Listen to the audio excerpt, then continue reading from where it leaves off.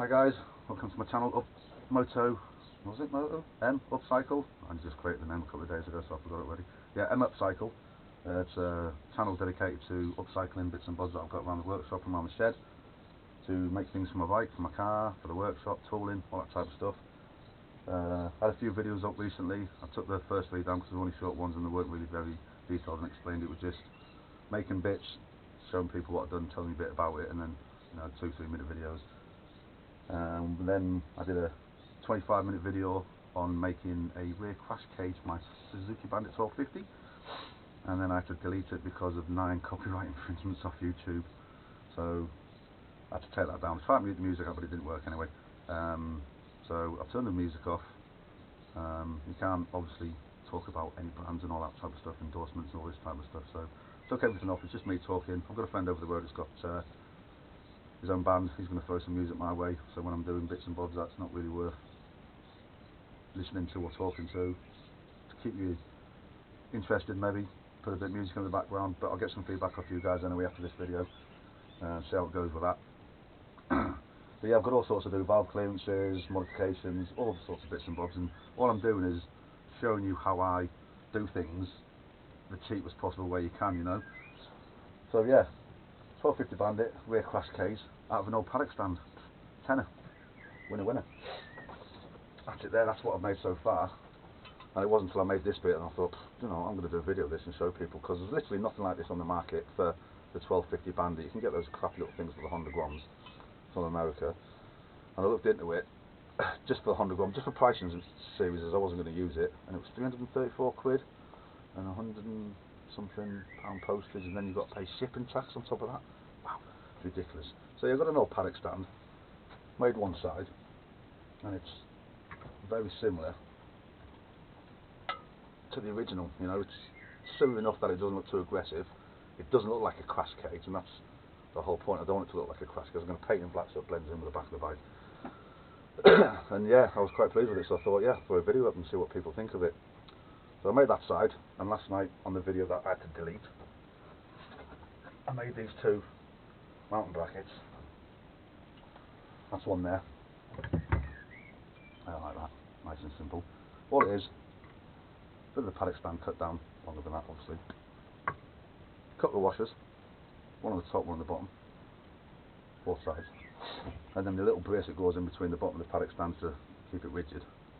It slides in, obviously ground out a flush. M8, M10 bolt in there, ground it down,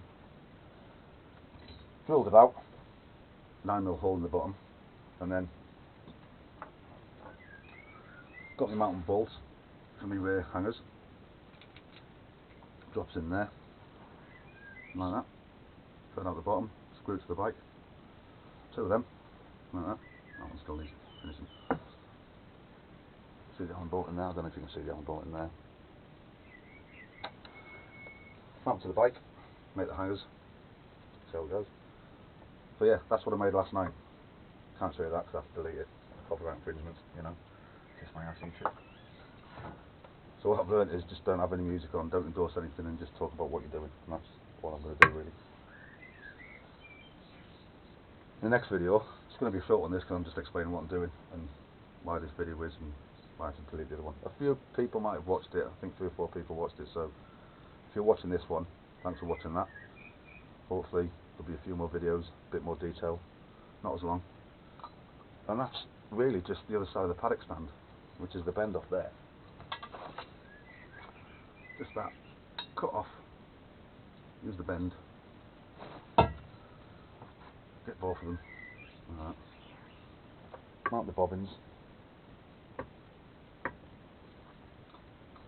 90mm apart I think it is, something like that. Put them on an angle, obviously put the paddock stand in, the one that I've made, crash cage. I don't measure anything. What I really did was, I made the hoop with the foot peg still in, and the hoop just sat up against, right up into the up in the under tray, and just hard sat against the back of that. It was quite a tight fit as well. I had to push the paddock stand in just a little bit from when the weld in it expanded a little bit.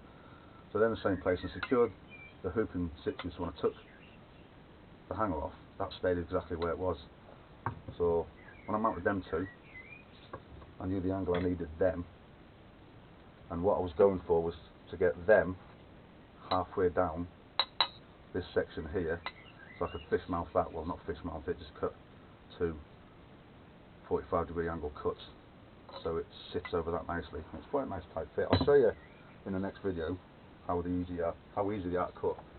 You don't need special tooling, you don't need a hole saw, you don't need a fish mount cut, you don't need a belt sander.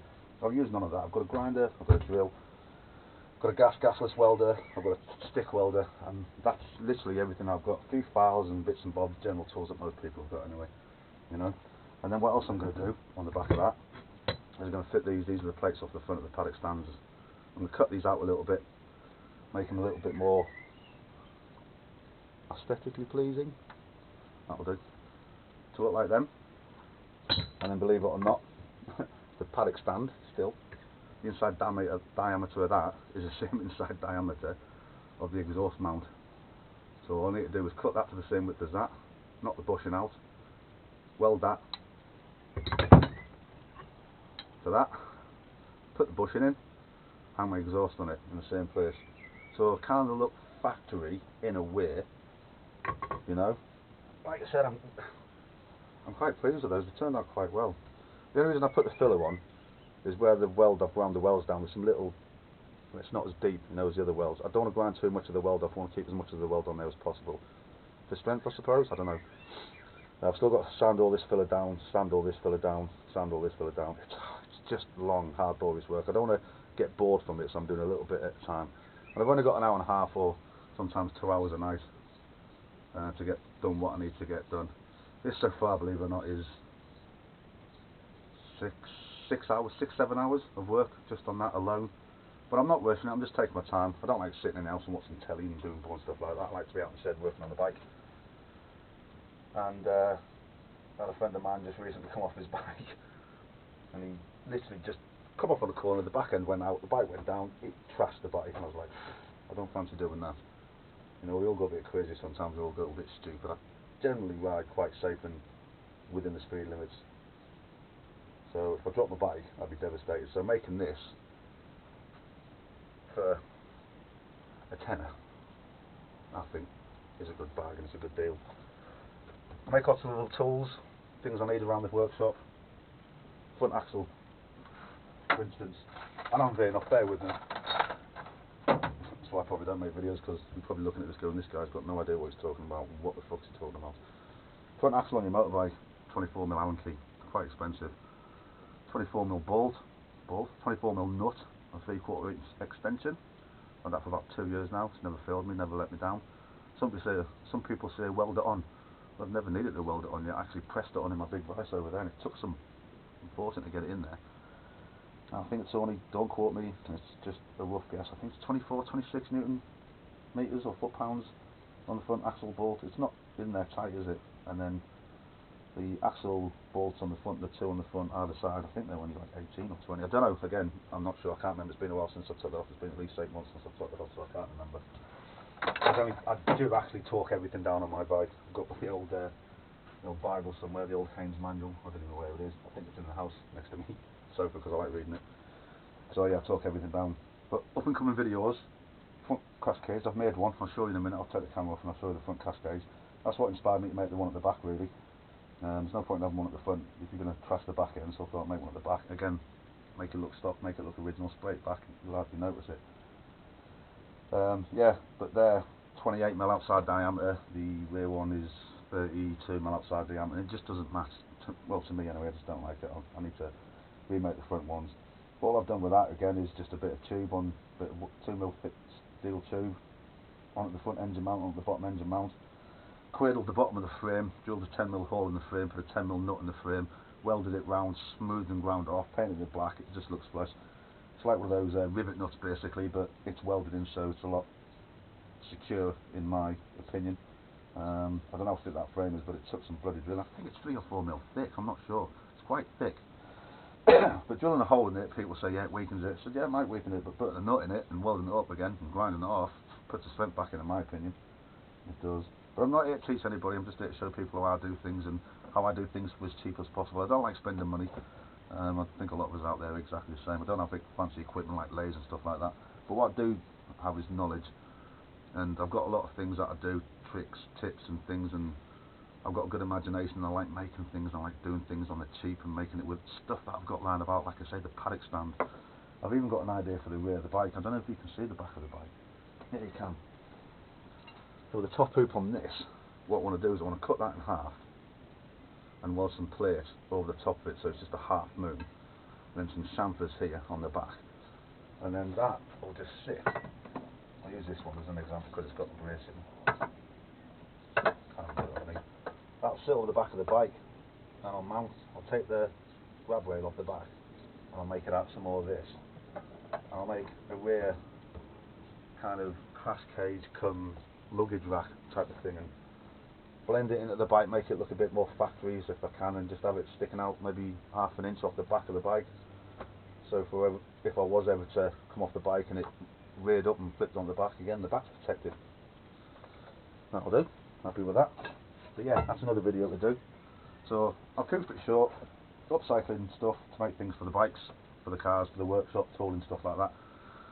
Tricks and tips that I've learnt off some old boys and old school guys in back in the day that I'm going to share with you. How to align a chain with a bit of string. This guy told me this years ago and it was genius. So simple. Just a little bit of string. I'll show you that when I do me. I'm going to tension my chain up as well actually because it's a little bit slack, so I'll do that in the next video.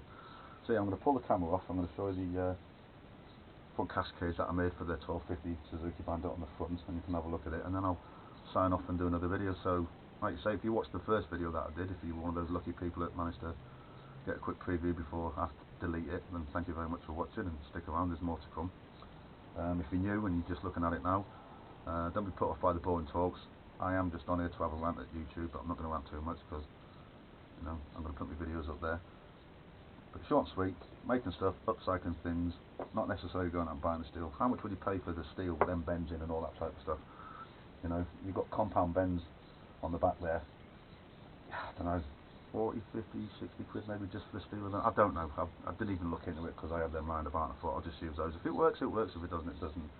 And because in my opinion it works so well for me, I thought, well, stick a video up and show people what you can do with stuff that you've got lying about in the shed. I bet everyone out there has got stuff in the shed that you can make stuff with that you don't even realise. I've got a box under there just full of old steel stuff and bits of angle iron and square box and square tube and just all sorts, and it always comes in handy, and I never throw nothing away. And I think I've got another shed up, well I think I have got another shed up there full of other stuff as well. I always go through that before I make something, before I go out and buy it, and very rarely do I have to go out and buy it. So yeah, I'll just pop this camera off and then I'll stick you down there and I'll show you the front cascades that I made. You can have a look at that. So that's it there. That's it there. So, yeah. Quite pleased with that, really. It turned out really well. It did. So, yeah. So that's it. And that's what I'm doing.